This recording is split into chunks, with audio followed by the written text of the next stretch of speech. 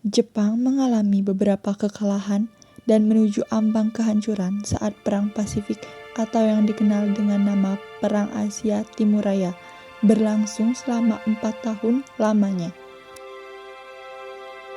Pada 7 September 1944, Perdana Menteri Jepang Kuniaki Koiso di hadapan Parlemen Jepang berjanji untuk memerdekakan Indonesia bisa mencapai kemenangan dalam Perang Pasifik.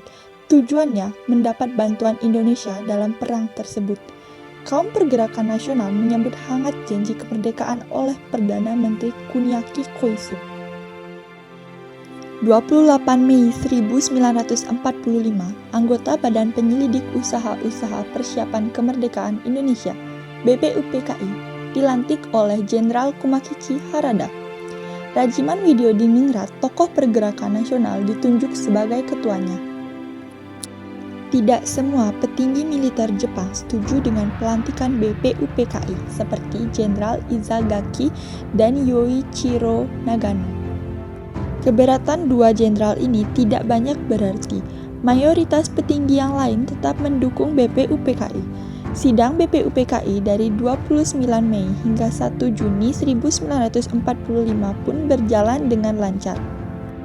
Setelah sidang 2 kali, BPUPKI berakhir dengan baik. Sesuai harapan Jenderal Kumakichi Harada, BPUPKI lalu dibubarkan Jenderal Terauchi Hisaichi diganti dengan Panitia Persiapan Kemerdekaan Indonesia (PPKI) pada 7 Agustus 1945.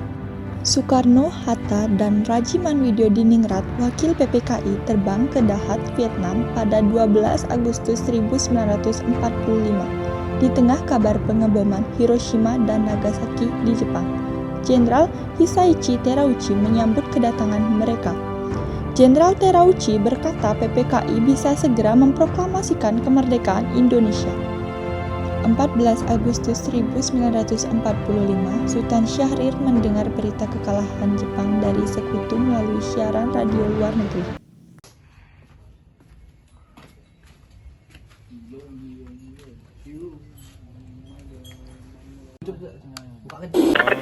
There was news of the defeat of Japan which surrendered unconditionally to the Allies. One of the reasons was the bombing of Hiroshima and Nagasaki on August 6 and 1945 by the Allies. As a result, Japan lost most of its troops and troops. Bung Hatta, bagaimana soal kemerdekaan Indonesia, Bung? Bukannya kemerdekaan sudah diserahkan kepada PPKI? Tapi menurut saya ada baiknya kemerdekaan segera dilaksanakan tepat PPKI.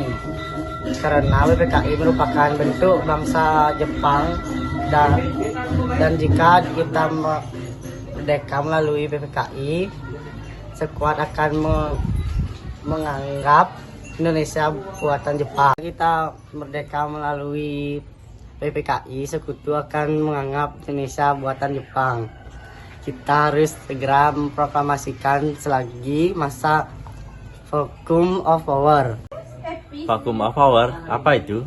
Saya mendengar di radio bahwa Jepang telah menyerah pada sekutu. Kita harus memanfaatkannya. Hatta dan Sultan Syahrir pergi ke rumah Soekarno untuk memproklamasikan kemerdekaan Indonesia.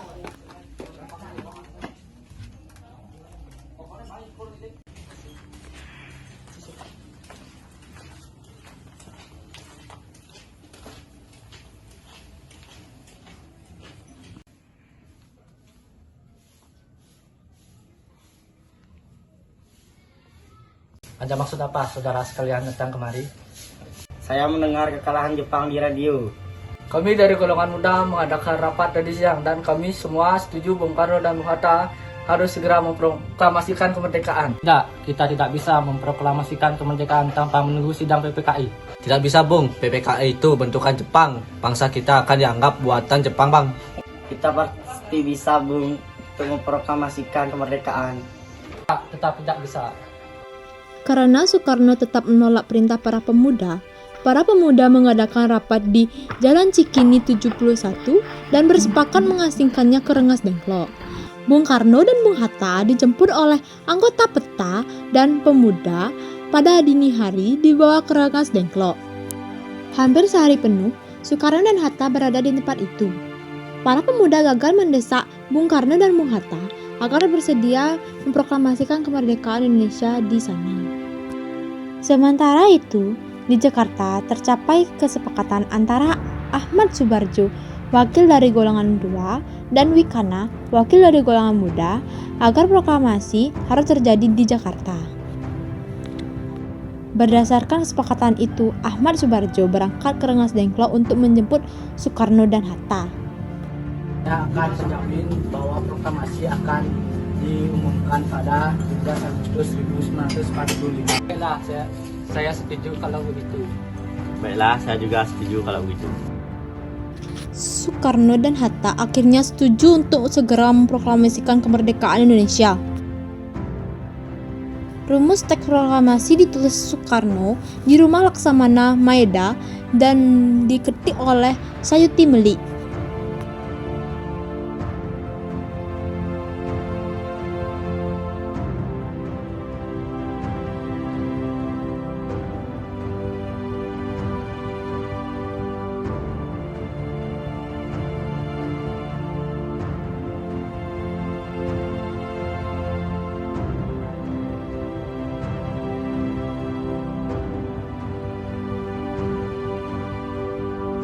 Pada 17 Agustus 1945, dini harinya, Soekarno meminta Fatmawati untuk menjahit bendera merah putih yang akan dikibarkan.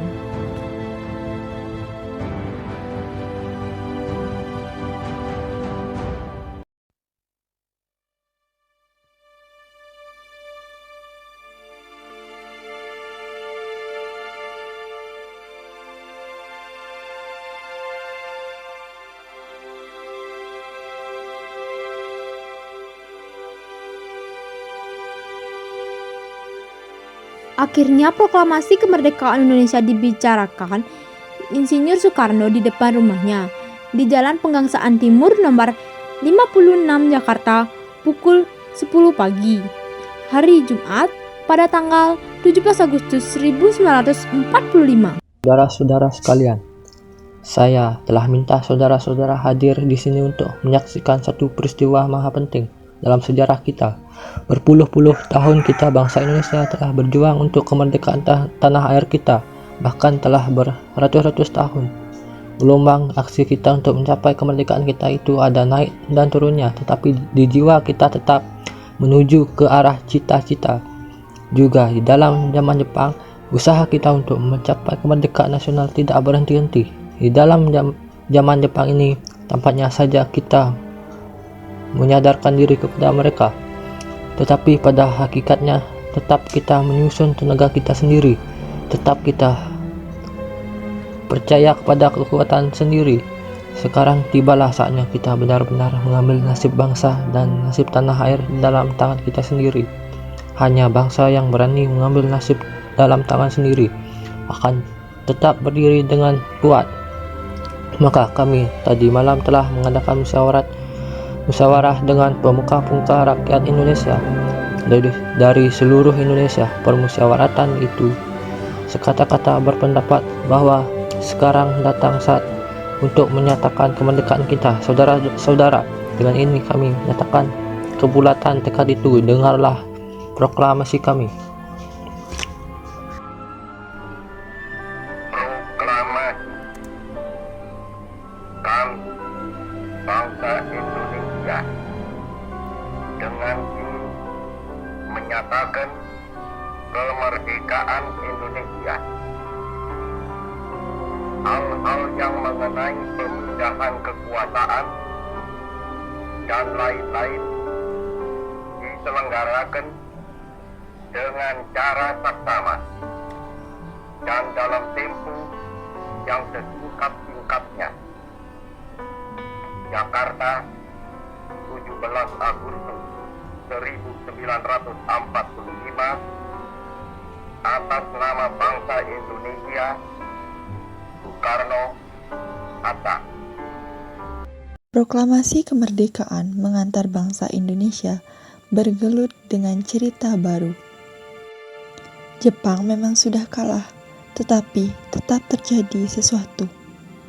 Setelah fotografer Mendur bersaudara merekam dan mengambil foto saat proklamasi, mereka diburu oleh Jepang. Jepang menghancurkan kamera Alex Mendur sang kakak. Karena itu, Franz, adiknya, mengubur fotonya di halaman kantor surat kabar Asia Raya demi menyelamatkan foto-foto bukti proklamasi. Di tempat lain, pewarta berhasil mengabarkan proklamasi lewat media cetak dan melalui siaran radio dengan menggunakan beragam bahasa daerah.